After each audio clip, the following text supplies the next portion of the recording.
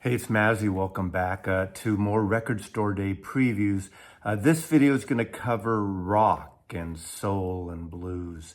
Now, I did do a jazz part 1 video. There's going to be one more, hopefully by tomorrow, because we're getting close.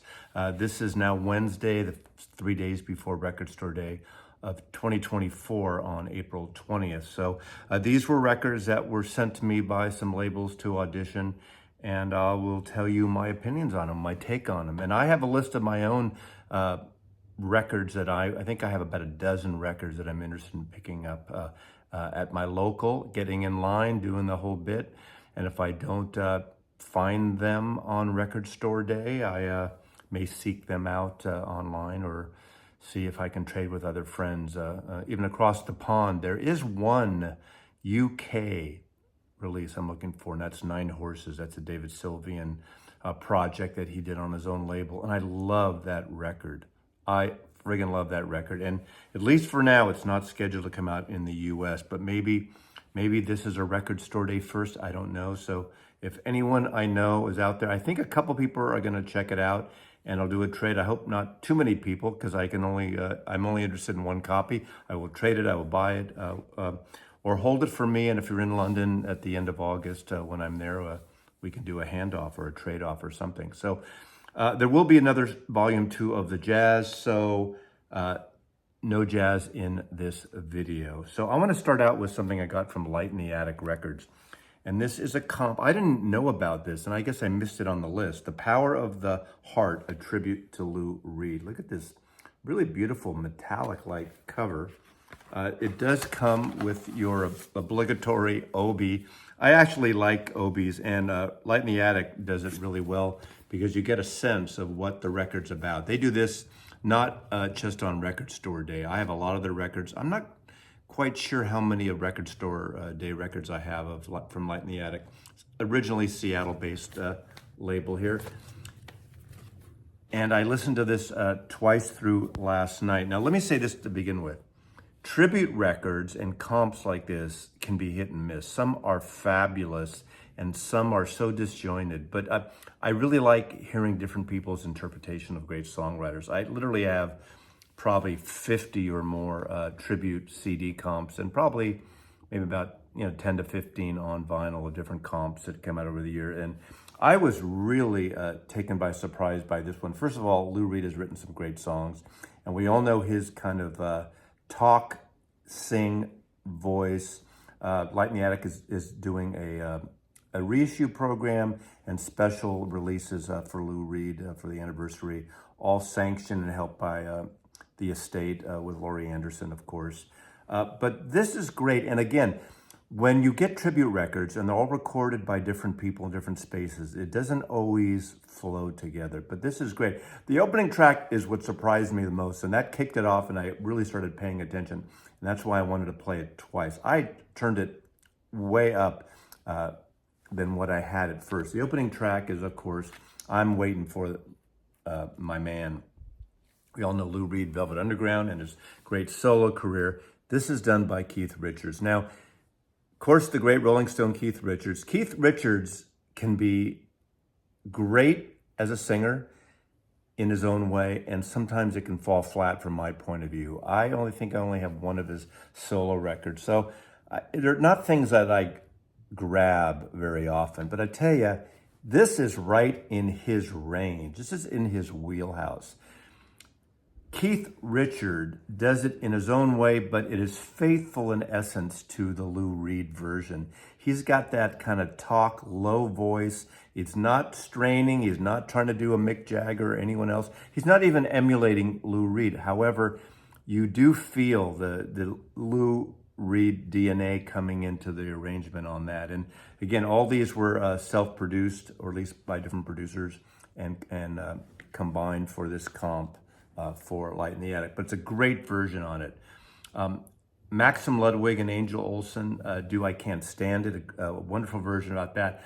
There's the du jour of these comps over the last, 15, 20 years, and it's someone who I adore, and that is Rufus Wainwright, the great son of Loudon Wainwright III, and a great singer in his own right. What an operatic voice he has. In fact, Last year, my #1 album was Folkocracy. It was nominated for a Best Folk Record. It didn't win, but it's an amazing record of covers of traditional folk songs with his family and other artists, and I just love the sound. His pitch, his voice is operatic. It's a certain tenor that I just adore.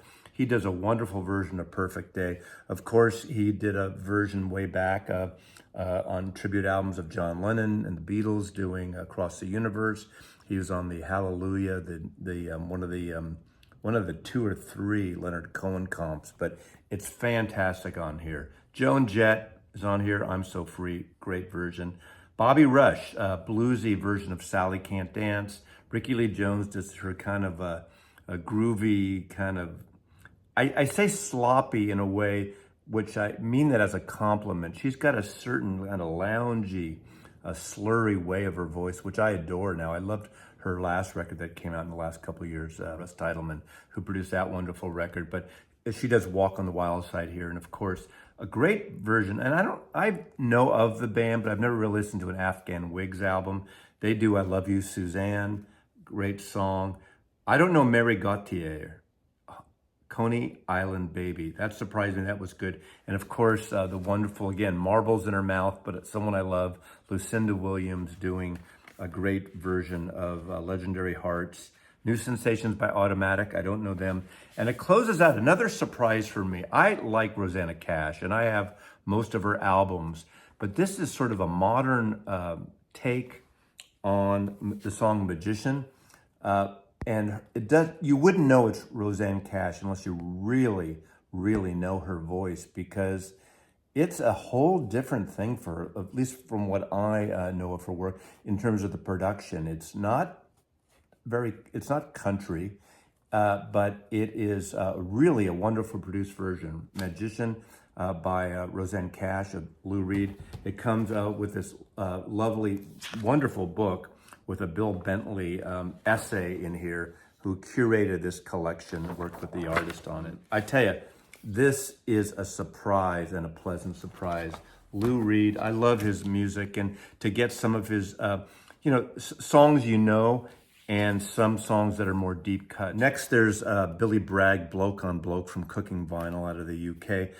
This is available in the UK and the US, and what this is really interesting because I'm a huge Billy Bragg fan. I've done full-on discographies of Billy Bragg with the Archivist. We shared that, and I've showcased a couple other videos on Billy Bragg. Of course, the UK alternative folk, protest, folk punk, crossing over in that area, artist, and Cooking Vinyl's been doing an excellent reissue series.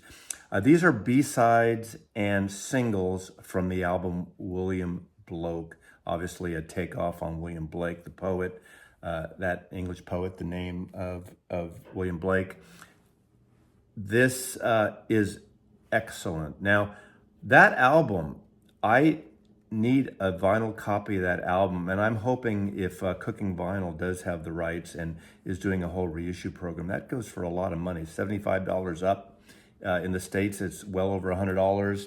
I will seek it out when I'm in London later this summer, but I think the William Blake, the proper album, deserves some kind of reissue or record store day, some kind of issue on vinyl again, since 1996 was the height of the CD era. This is really, really wonderful. I've only heard a few of these songs before. I do have various digital versions of some of this, but what's nice about it, it opens up with this wonderful song, The Boy Done Good, which I've never heard. And it's a co-written song with Johnny Marr of the Smiths. So musically, it's right in that Smiths soundtrack in a way, that song style, but it's Billy Bragg lyrically and vocally, obviously, all the way.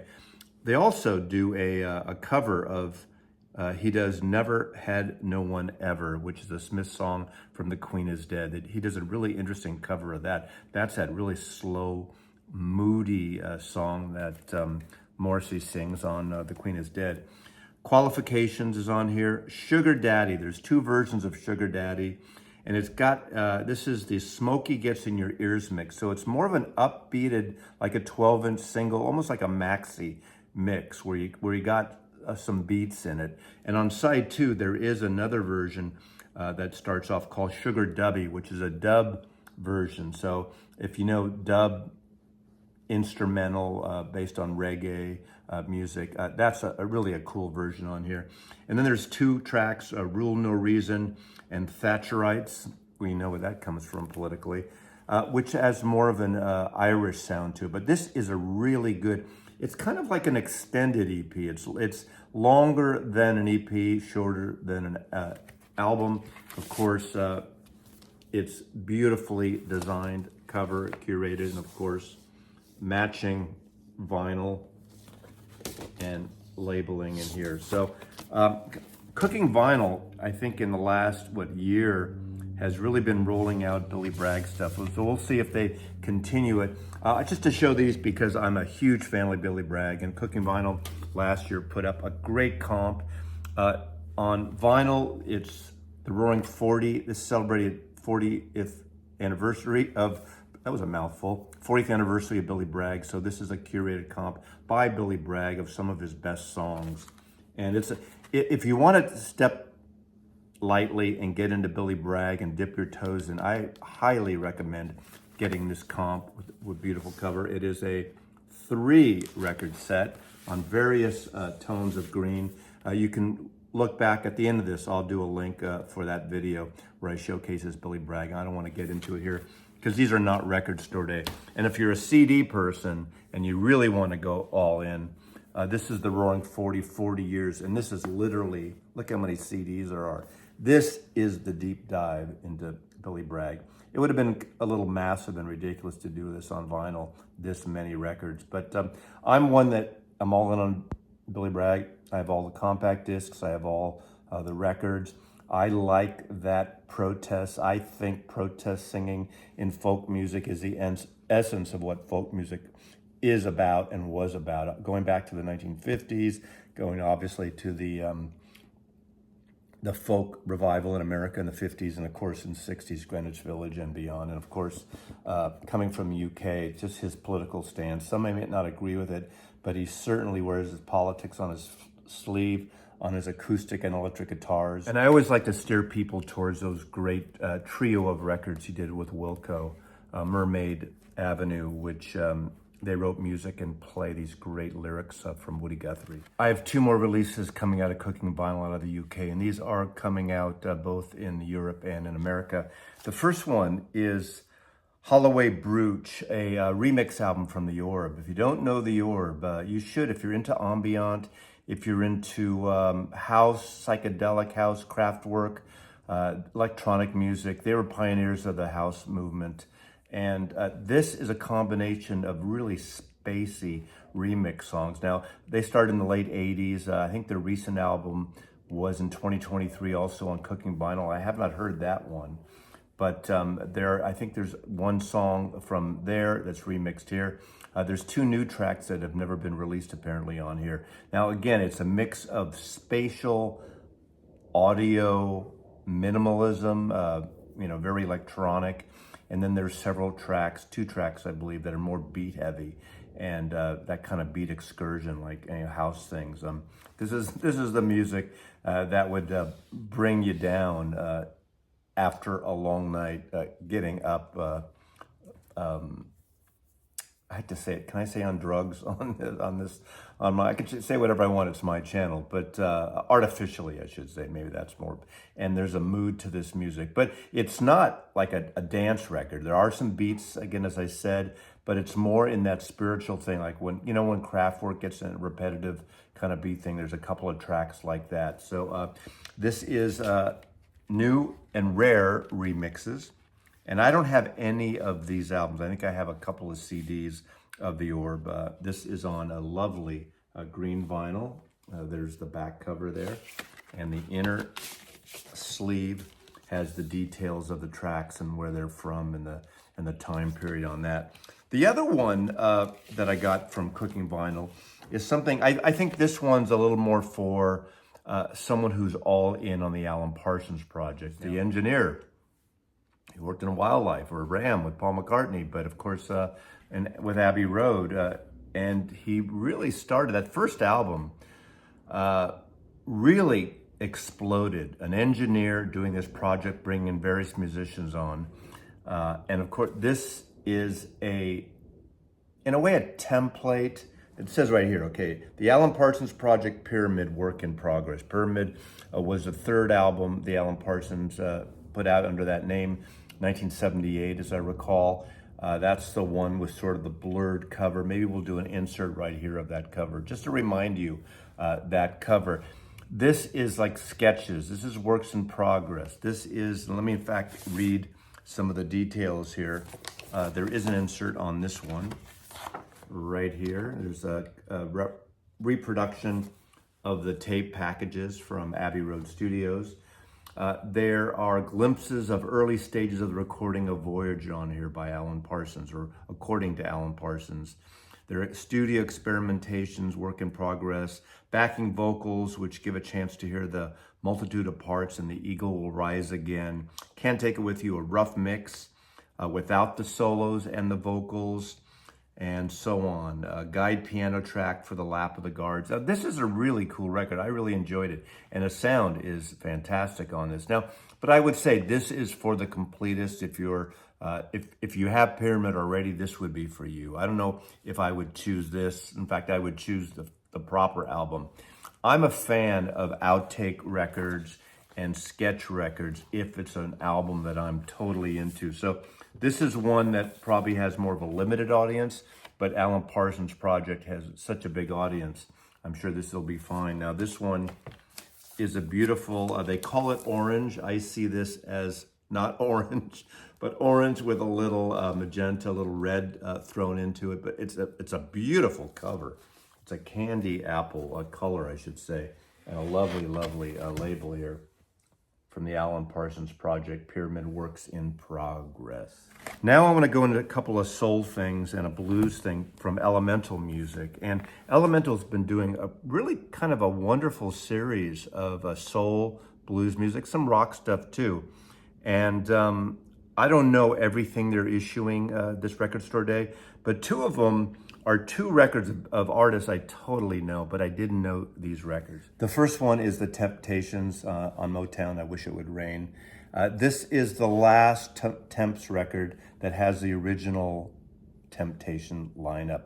And this is the last one that had sort of that traditional Motown sound, hit-making sound. I Wish It Would Rain was the top chart hit on this. This is a record I'd never heard, but of course I love the Temptations, and I amassed a huge Temptations collection of the early Motown stuff from the Coleman collection I acquired a couple of years ago.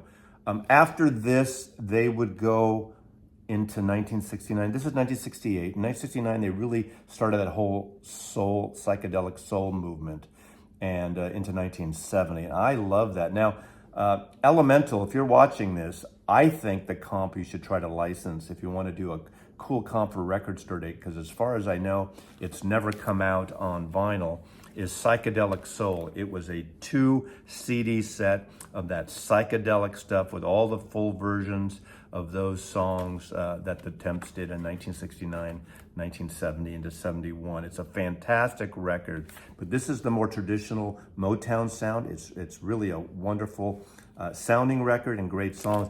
And the other one, a record that I missed, this is from 1965, and this is the Supremes, We Remember Sam Cooke. I don't even remember seeing this album. What's interesting about this, it's totally a tribute to Sam Cooke. This came out literally 4 months after Sam Cooke died.